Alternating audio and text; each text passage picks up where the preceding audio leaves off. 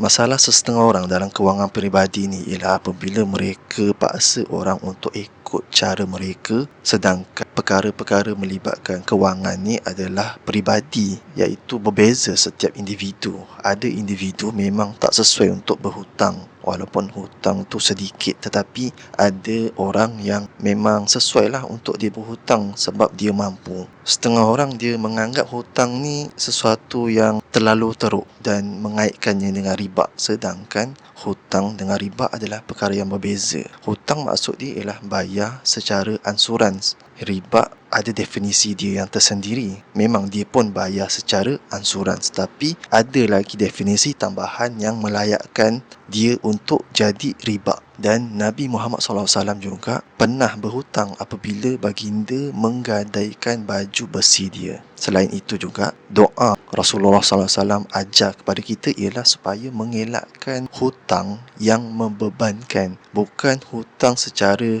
hutang tersebut, tetapi hutang yang membebankan, hutang yang membelit kita, hutang yang kita tahu kita tak mampu bayar tapi kita tetap nak juga berhutang. Itulah yang Nabi Muhammad SAW ajar untuk kita elakkan.